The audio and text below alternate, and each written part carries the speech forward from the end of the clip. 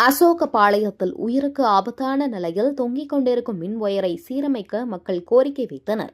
ராணிப்பேட்டை மாவட்டம் வாங்கூர் ஊராட்சிக்குட்பட்ட அசோகபாளையம் பகுதியில் சுமார் 50க்கும் மேற்பட்ட குடும்பங்கள் வசித்து வருகின்றனர். பிள்ளையார் தெரு, மெயின் ரோட்டு தெரு பகுதிகளில் பல மாதங்களாக மின் ஒயர் கைத்தொடும் அளவிற்கு ஆபத்தான நிலையில் தொங்கிக் கொண்டிருக்கிறது.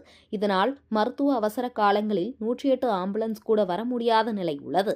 கால்நடைகளுக்கு வைக்கோல் கூட கொண்டு வர முடியாத நிலையும், திருவிழா காலங்களில் சாமி ஊர்வலமும் இறந்தவரின் சடலத்தை கூட எடுத்து செல்ல முடியாத அளவிற்கு இந்த மின் ஒயர் தொங்கிக் கொண்டுள்ளது. மேலும் மின் ஒயர்கள் ஒன்றோடு ஒன்று உரசி சேதமடைந்து மின் ஒயர்கள் எப்போது வேண்டுமானாலும் அறுந்து விழுந்து விபத்து ஏற்படக்கூடிய நிலைமை உள்ளது. இதனை சீரமைக்க வேண்டும் என சம்பந்தப்பட்ட துறைக்கு பலமுறை தெரிவித்தும் ஆனால் இதுவரை எந்த ஒரு நடவடிக்கையும் எடுக்கப்படவில்லை என்று கூறப்படுகிறது.